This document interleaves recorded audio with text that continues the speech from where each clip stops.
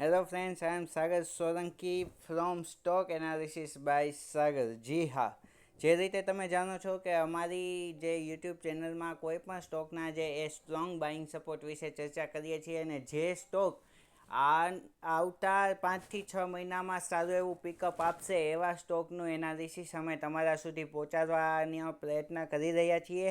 તો સૌથી પહેલાં એક તમને વાત કહી દઈએ કે હું સાગર સોલંકી કોઈપણ જાતનો સેબી રજિસ્ટર્ડ પર્સન નથી અને મારા જે કંઈ વિડીયો છે એ બધા ઇન્ફોર્મેશન માટે છે, તમારા નોલેજ વધારવા માટે છે ને તમારા એજ્યુકેશન પર્પઝ માટે જ છે. ને જે કાંઈ વ્યૂ છે એ મારા પર્સનલી વ્યૂ છે, બીજા કોઈ એમાં દખલગીરી છે નહીં. અને જો તમે મારા બતાવેલા વિડીયો પરથી સ્ટોક રહેવાનું કે વેચવાનું વિચારો છો તો એક વખત તમારું એનાલિસિસ જરૂરથી કરજો અને તમારા રિસ્ક ઉપર બાય કે શેર એ કરજો. તો તમારો વધુ સમય ના રહેતા તમને આજના બહુ જ જબરજસ્ત સ્ટોક વિશેની માહિતી એ મારા દ્વારા તમને આપવામાં આવશે. અને સ્ટોક છે એ બહુ જ મજબૂત છે કારણ કે આપણા ડિફેન્સ સેક્ટરને લઈને છે. જી હા, તમે જાણી ચૂક્યા હશો કે આજનો જે વિડીયો છે એ HAL સ્ટોક ઉપર એ છે. તો બહુ જ સ્ટ્રોંગ એ શેર છે, સ્ટોક છે. અને જે રીતે 15મી ઓગસ્ટે આપણા ટૂંકમાં વડાપ્રધાન નરેન્દ્રભાઈ મોદી દ્વારા એ આપણી ડિફેન્સ સેક્ટરને બહુ જ મજબૂતીથી એ ગ્રો કરવા માટે, સપોર્ટ કરવા માટે અને વર્ક ફ્રોમ ઇન્ડિયા, તો એ એક બહુ મેડ ઇન ઇન્ડિયાનો જે એનો પ્રોજેક્ટ છે, એમનો પ્રોજેક્ટ જે છે એને ધ્યાનમાં રાખીને HAL સ્ટોક એ ટૂંક જ સમયમાં ફરી પાછો એક ફૂલ પિકઅપથી અને ફૂલ સ્પીડથી આગળ વધી શકે છે. તમે જોઈ શકો છો કે જે સ્ટોક જે છે એ 12 જુલાઈ 2024ના રોજ 5800 રૂપિયાની એ નજીક એ પહોંચી ગયો હતો. ત્યારથી ડાઉનફોલ આવ્યું હતું અને 3045થી એ સ્ટ્રોંગ સપોર્ટ રહે અને ફરી પાછો 4700 સુધી, 5000 સુધીની રેન્જ એને પકડી હતી, પરંતુ પાછો એક ડાઉનફોલ જોવા મળ્યો છે અને હાલમાં સ્ટોક જે છે એ 4555 રૂપિયાની આસપાસ છે. કાલે બજાર ખુલવાનું છે સોમવારથી. અને એક પિકઅપ પણ આવી શકે છે HAL સ્ટોકમાં. બહુ જ સારો એવો સ્ટોક ડિફેન્સ સેક્ટર માટે છે. ફંડામેન્ટલની વાત કરીએ તો PE રેશિયો 36 એટલે 50ની નીચે છે, બહુ સારો જ છે. થોડોક વધારે છે કારણ કે 20-25 હોત તો ઓર મજા પડી જાત, એ ટાઈપનો સ્ટોક એ બની જાત, પરંતુ 36 હોવો PE રેશિયો એ પણ બહુ જબરજસ્ત છે. એ પછી ROEની વાત કરીએ તો રિટર્ન ઓફ ઇક્વિટી તો બહુ જ બેસ્ટ છે, 28.90% અને ROCE 38.90%, એટલે કે એક વર્ષની અંદર કંપની 38%નો મિનિમમ ગ્રોથ તમને કરીને આપશે એવું HAL કંપની દ્વારા આ રિપોર્ટ દ્વારા મળે છે. ROE ને ROCE ઉપરથી એવું આપણને એ જાણવા એ મળે છે.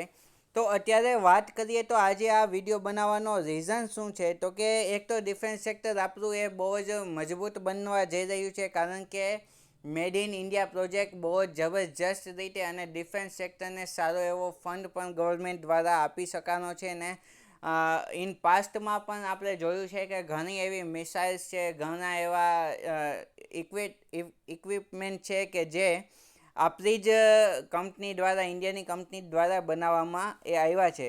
તો સૌથી પહેલાં આપણે વાત કરી દઈએ તેના 3 સ્ટ્રોંગ સપોર્ટની. તો જે અત્યારે 4500 રૂપિયાની રેન્જ છે એ એનો ખૂબ જ સ્ટ્રોંગ સપોર્ટ છે, 4360 રૂપિયા, કે જ્યાંથી તે એ પુલ બેક મારી શકે છે.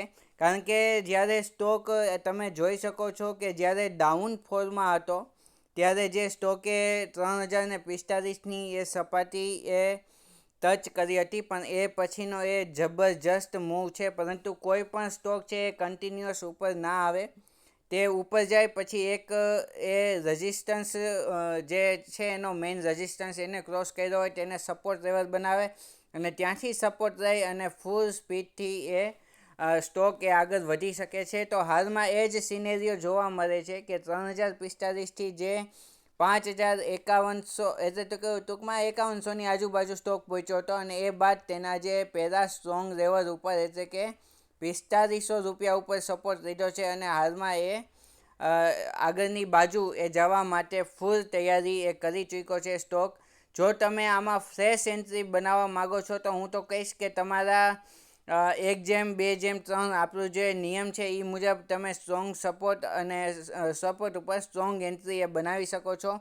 હાલમાં મને નથી લાગતું નીચે આવે, એમ છતાં પણ ક્યારેય તમારું ફૂલ કેપિટલ એ એક સ્ટોકમાં પહેલી વખતના પરચેસિંગમાં ના નાખવું જોઈએ.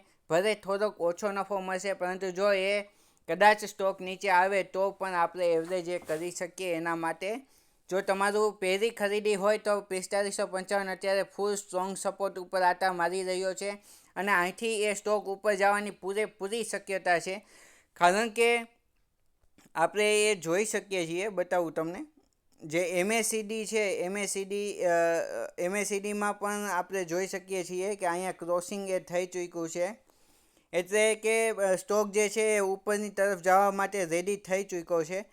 એ ઉપરાંત પણ જે આ ઇક્વિપમેન્ટમાં તમે જોઈ શકો છો કે જે અહીંયા જે ઉપર લેવલ ઉપર પહોંચ્યું હતું, જોઈ શકો છો અહીંયા જે ડે ફ્રેમ ઉપર તમે જોઈ શકો છો. થોડુંક મોટું કરવું એટલે તમને આઈડિયા આવે કે જ્યારે તે 4589ની આજુબાજુ, એટલે કે અહીંયા ઉપરની સાઈડ 4583 રૂપિયાએ હતો, ત્યારે જે એવરેજ જે છે તે તમે જોઈ શકો છો અહીંયા કેટલી હતી, તો કે 40.62ની આસપાસ હતી.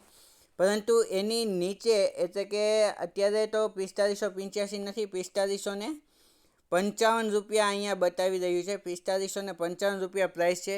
એમ છતાં પણ અહીંયા એવરેજ એ 45ની છે, એટલે કે આ સપાટી કરતાં પણ ઉપર છે, જે એવું બતાવે છે કે ટૂંક સમયમાં જે છે એ અપર મુવમેન્ટ આવવાની છે. એ પછી 20 દિવસની આપણે જોઈએ તો લોએસ્ટ એ જે છે એના ઉપર સપોર્ટ એ રહી ચૂક્યો છે. એ છે ટૂંક જ સમયમાં જે મૂવિંગ એવરેજ છે એ 20 દિવસની લોને ક્રોસ કરી રહ્યું છે અહીંયા.